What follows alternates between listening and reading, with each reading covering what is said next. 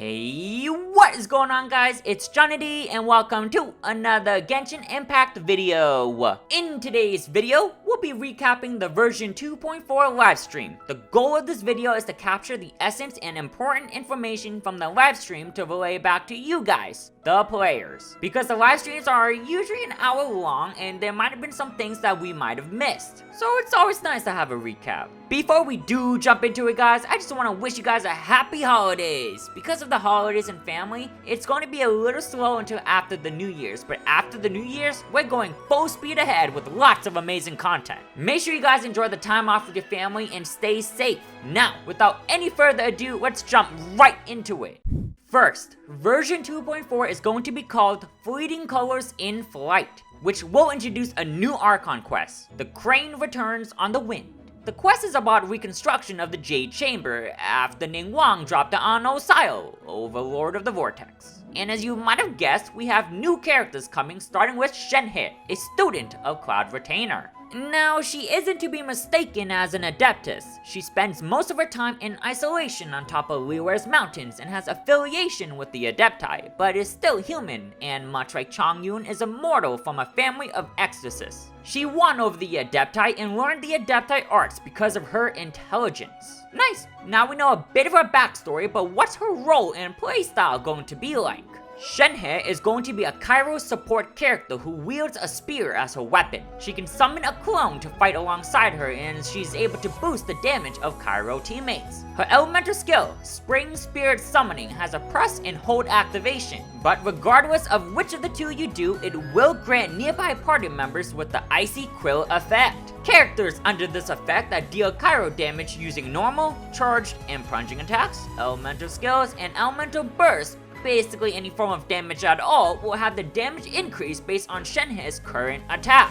This is specific to the Cairo damage, so it is limited to the character's element. However, when you unlock her passive talent, Spirit Communion Seal, she will provide even more buffs depending on whether the skill was pressed or held. Pressing the skill will grant nearby party members elemental skill and burst with increased damage, and holding the skill will increase normal, charge, and plunging attack damage. This passive talent is awesome because it makes Shenhei more flexible in terms of her support capabilities. Because the elemental skill mainly support Cairo damage, the passive talent makes it so she can support any character since it's a direct buff regardless of element, but of course Cairo characters will have more benefits. Her elemental burst, Divine Maiden's Deliverance, is going to summon a talisman spirit and an AoE field that will periodically apply Cairo onto the enemies that are within range, reducing the Cairo and physical resistance. When you unlock her other passive talent, Diaphis Embrace, it will further increase Cairo damage of characters inside the burst. Now, I'm glad they threw in physical resistance shred in here because this makes her flexible within a Eula party team comp, but her kit is really limited to the Cairo element if you really want to fully utilize her. This could be problematic for players that really want her but don't have Cairo characters to form a party around.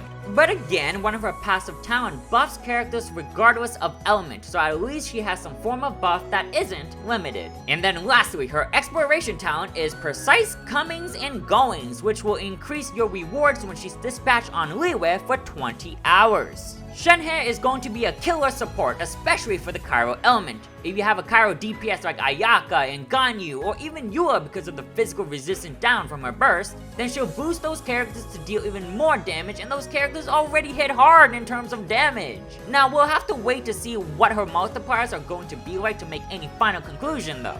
But as a support character, she scales off of attack. This should be easy to build because we have the 2-piece Gladiator and the 2-piece Shimenawas to provide an 18% attack boost for each set. Grand total of 36%.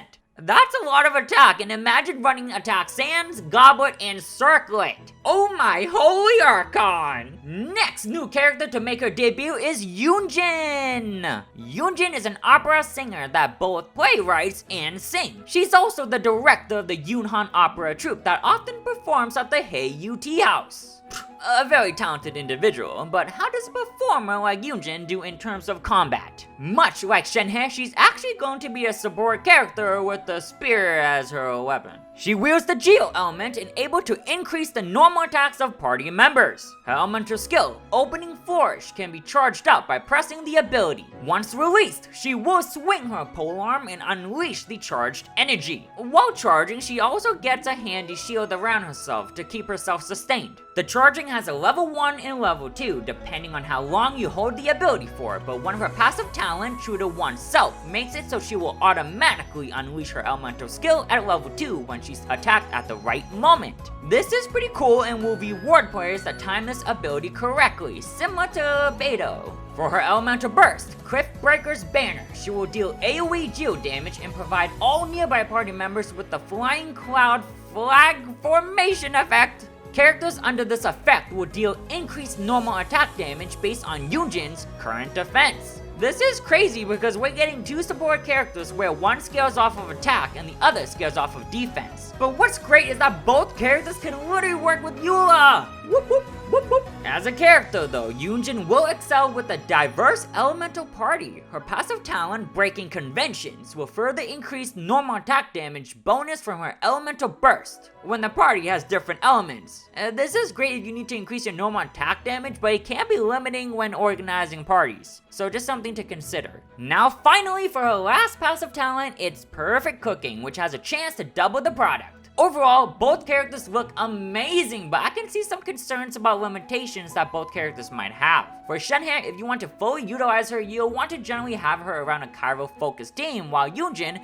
will want different elements throughout the party. For me, I'll personally be pulling on Shenhei and Yunjin because they just look so amazing and they can work on my Eula team comp. But let's talk about the characters that are being featured. You might have guessed it, but Yunjin is going to be a 4-star character featured on Shenhei's banner and Zhao's banner. This will also be Zhao's first rerun, so players that missed out on his first banner will have a chance to pull on him. But that's only phase 1 though. For the second phase, we'll be getting the Geo Archon himself, Zhang Li and Ganyu. I think players will be very excited about these banners because these characters are some of the best. Zhang Li has the strongest shield in the game and will just absolutely make your Genshin Impact experience that much easier. And Ganyu, easily a top tier DPS. If paired with Shenhei, then you'll just have a very cracked team that can just destroy the Spiral Abyss. Zhao is also a very strong character for anyone that lacks a DPS. He will pair greatly with Zhang Li, so your blenders don't get interrupted and will help Zhao to sustain. Shenhei's 5-star weapon, Calamity Queller, was also introduced, but will have to wait for the final confirmation on the stats and other featured weapons. Amazing banners are on the horizon with a wonderful cast of leeway characters, so everyone should definitely be saving up their Primo Gems. That's all for characters and banners, so now let's move on to events. New hangouts are being introduced for the lovely Ningguang and Yunjin. New hangouts mean more Primo Gems to help you save up for those banners. The overall theme of this update is to celebrate the Lantern Rite Festival. And what's a festival without fireworks, right Yoimiya? Flame Plume Starflowers, which is our first event and will have players making fireworks. We'll be given a gadget to smelt fireworks, and there are certain techniques to adjust the quality, and once you're close to the ideal zone, you'll have a higher quality firework. The second event, Wanderous Shadow, is going to be a riddle game where you just rotate the segments of the Shadow Lantern.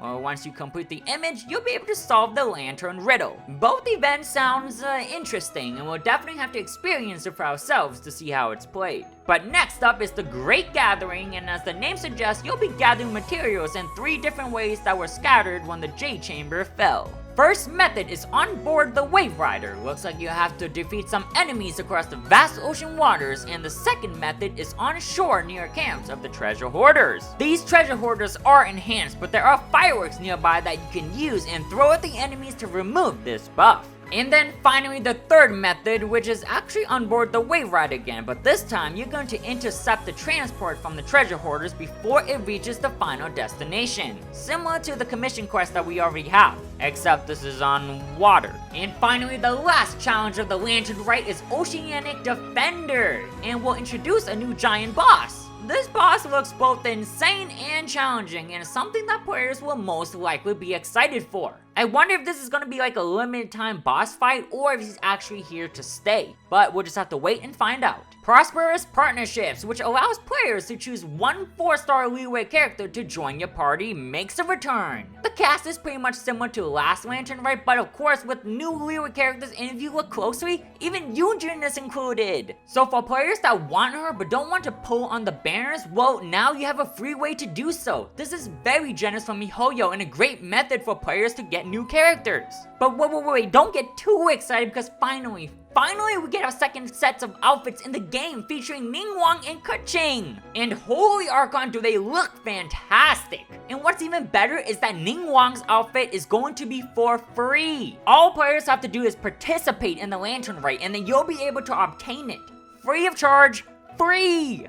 But sadly, Keqing is going to be limited time offer. Now, I'm not sure if this means the discount is going to be limited time like what happened with Jean and her summer outfit, or if the outfit overall is going to be limited time. If it is limited time, then we will have to get it before February 14th, which is going to be the last day it will be available. Here is the rewards and promotion page overview, which nicely shows us what rewards are coming in the Lantern Rite. We'll also be getting the traditional 10 intertwined faiths, like last time. And this concludes the updates for the Lantern Rite. But we still have more events as well. A study in potions will have players carry potions to test them out in combat challenges. Potions will have different effects and there will be 4 floors in total. However, each time you clear a floor, the remaining ones will become more challenging. In addition, there's going to be a special mechanic that will put characters that were used on the current floor on standby, which means you can't use them until you clear the next one. Because of this event will offer some trial characters to help players with forming teams. New events that offer trial characters is always great in my book because we get to try out some new characters that we might not own. Now, of course, with some intense battling events comes relaxing ones as well, right?